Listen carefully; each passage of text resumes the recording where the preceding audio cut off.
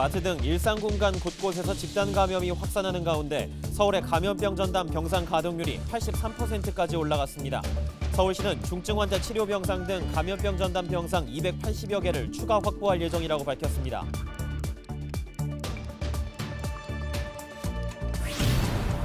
전 국민의 88%가 1인당 25만 원씩 받는 국민상생지원금 지급이 추석 전에 시작됩니다.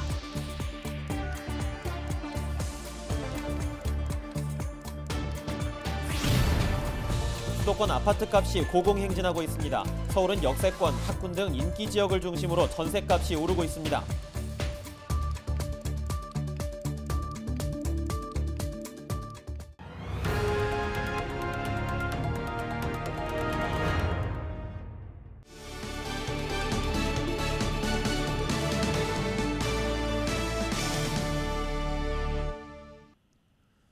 시청자 여러분 안녕하십니까? 헬로티비 뉴스입니다. 마트 등 일상 공간 곳곳에서 집단 감염이 확산하면서 전담 병상 수도 빠르게 줄어들고 있어 병상 확보에 비상이 걸렸습니다. 이런 가운데 18세에서 49세 연령층의 백신 접종이 시작됐습니다. 코로나19 소식 손성혜 기자가 정리합니다. 18세에서 49세까지 접종 대상자는 1,500만여 명. 이 중 67%가 25일까지 예약을 마쳤습니다. 아직 예약하지 못한 청장년층은 9월 18일까지 한 달간 추가 예약이 가능합니다. 26일 0시 기준 전국의 코로나19 1차 백신 접종률은 52.7%. 9월까지 1차 백신 접종률을 70%까지 올리겠다는 게 방역 당국의 목표입니다. 9월 말까지 전 국민의 70%가 1차 접종을 받게 됩니다. 그리고 고령층을 비롯한 취약계층을 중심으로 해서는 국민의 50% 가까이가 접종을 완료할 것입니다. 접종률이 이 정도까지 높아지게 되면 코로나19 전파력과 위험도는 점차 감소할 것으로 판단하고 있습니다. 25일 하루 동안 서울에선 570명이 추가 확진 판정을 받았습니다. 은평 지역 신규 확진자는 38명, 양천구는 14명입니다. 은평구 소재의 마트 집단 감염 관련 확진자는 5명이 추가됐고 관악구 음식점 관련 확진자는 23명으로 늘었습니다. 이처럼 확진자가 누적되면서 서울의 감염병 전담병원 병상 가동률은 83.6%까지 올라갔고 중증 환자 치료 병상은 59개가 남아 있습니다.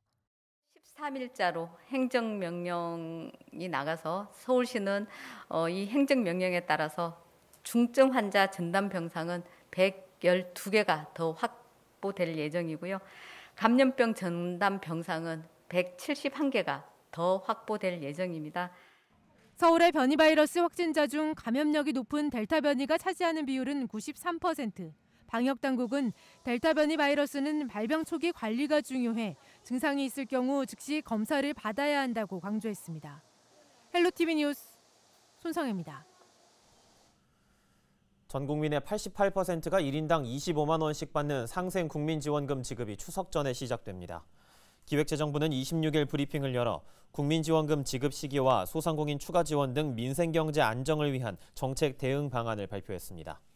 소상공인 희망회복 자금을 추석 전에 90% 이상 지급하고 국민지원금 지급은 추석 전에 시작합니다. 정부는 소상공인 추가 지원 대책도 내놨는데요. 소상공인 부가가치세와 종합소득세 납부 기한을 내년 1월과 2월로 3개월 연장하고 2차 추경으로 확보된 농축수산물 할인 쿠폰 예산 970억 원 중 50% 이상을 추석맞이 할인 행사에 집중적으로 배정하기로 했습니다. 이와 함께 전통시장과 골목상권 경제 활성화를 위해 온누리, 지역사랑 상품권 할인율을 높이고 발행 물량 확대를 추진하기로 했습니다. 거리두기 4단계가 2달 가까이 이어지면서 도심 속 번화가에 시민 발길이 뚝 끊겼죠. 그런데 학원가의 밤은 좀 다릅니다. 밤 10시만 되면 약속이나 한 듯 수십 대의 차량이 장사진을 치는데요. 학생들은 불안해도 학원을 찾을 수밖에 없다고 말합니다. 심다희 기자가 현장을 취재했습니다. 학원 간판만 환히 불을 밝힌 목동의 밤 9시. 거리는 한산하다 못해 썰렁합니다. 불 꺼진 식당들로 거리는 더 어두워졌고 독서실과 스터디 카페에도 학생들의 발길이 뚝 끊겼습니다. 지금 10시 이후로는 그 이용을 못하니까 이제 정기권 학생들도 이렇게 해지를 하고 그런 상황이라 지금 거의 운영이 안 된다고 봐야 되죠. 그런데 학원이 끝나는 시간이 가까워오자 거리는 순식간에 북적이기 시작합니다. 밤 10시가 되자 길가에는 이렇게 학생들을 기다리는 차들로 붐비고 있습니다. 차들이 한꺼번에 몰려 도로는 주차장을 방불케 하고 학원에서 나온 학생들이 우르르 쏟아져 버스 정류장도 북새통을 이룹니다. 학원을 안 가기엔 너무 불안하고 혼자 하기도 좀 그렇고 코로나가 너무 오래되다 보니까 계속 집에서만 혼자서 아무것도 안 하는 것 같고 다른 친구들도 다 학원 다니니까 그냥 어쩔 수 없이 가는 게 가장 큰 것 같아요. 최근 송파구와 강남구 등에서 학원을 고리로 한 집단 감염이 이어지는 상황. 학부모들은 불안한 마음이지만 학원을 보낼 수밖에 없다고 토로합니다. 걱정은 되죠. 걱정은 되지만 어쩔 수 없는 상황이니까. 예. 그렇다고 뭐 요즘에 이제 뭐 온라인 수업도 많이 하고 하는데 사실 아이들이 온라인 수업을 그렇게 크게 집중하는 것 같지가 않아서. 예. 거리두기 4단계에서 학원은 좌석을 2칸씩 띄워 운영할 수 있습니다. 학원 측은 안전한 환경을 만들기 위해 방역 관리를 철저히 하고 있다고 강조합니다. 학원 종사자들은 모두 제가 알기로는 거의 한 80% 정도가 2차 접종까지 완료가 된 걸로 알고 있고요. PCR 선제 검사에 응해달라는 그 행정명령도 받아서 학부모님들이 안심하고 학원을 보낼 수 있는 그런 환경을 만들기 위해서 많은 노력을 하고 있습니다. 코로나로 걱정되는 마음을 안고 학생들은 오늘도 학원으로 향하고 있습니다. 헬로티비 뉴스 심다혜입니다.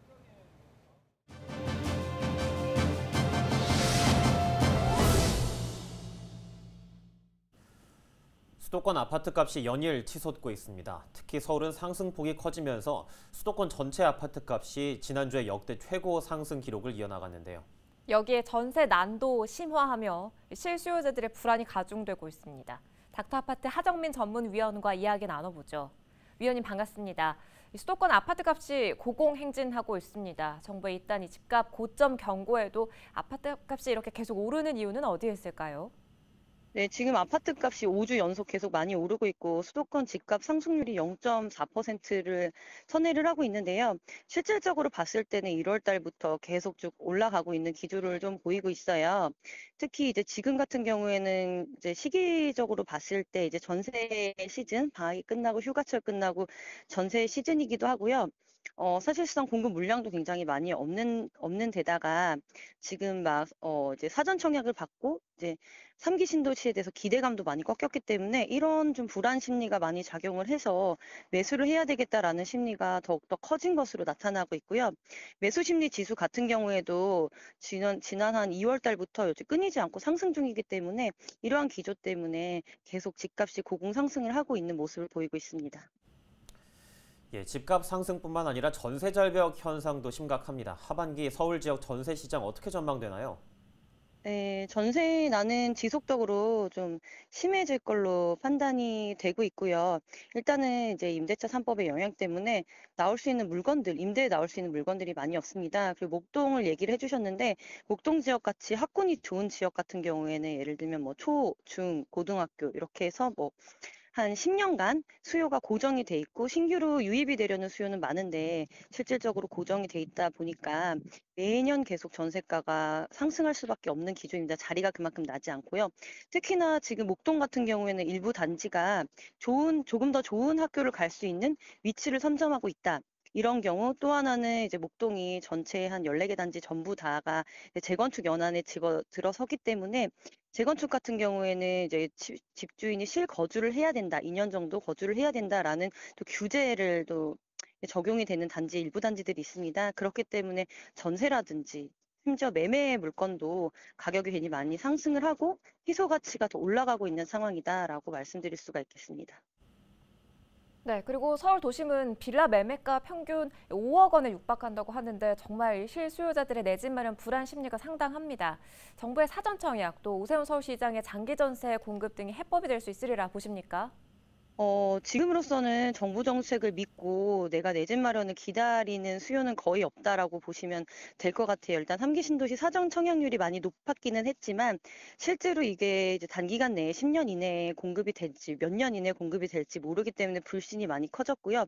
그것 때문에 주택 매수 심리가 더욱더 이제 빌라까지 아파트를 넘어서서 이제 심화가 됐다라고 말씀을 좀 드릴 수가 있겠습니다. 게다가 지금 이제 이번 달부터 대출에 대한 규제도 굉장히 심해지기 때문에 사실상 이제 수도권이라든지 서울 집값이 10억 원을 넘어가게 되면은 그 대안으로 빌라라든지 이제 소형 주택에 대한 수요가 상대적으로 올라갈 수밖에 없는데요. 무엇보다도 가장 중요한 거는 지금 도심지 내에 안정적으로 공급이 되는 주택의 수요가 굉장히 많이 부족합니다. 그렇기 때문에 임대가가 매매가를 견인하는 전세가가 또 매매가를 견인을 하게 되고 희소 가치가 높아지는 짐에 따라서 집값 같은 경우에는 올해 하반기에도 지속적으로 상승될 것으로 보여지고요. 비단 아파트뿐만 아니라 오피스텔이라든지 소형 주택, 빌라 같은 경우에도 지금 꾸준히 집가가 좀 상승이 되고 있다라고 말씀드릴 수가 있겠습니다. 예, 알겠습니다. 말씀 여기까지 듣겠습니다. 지금까지 하정민 닥터아파트 전문위원이었습니다.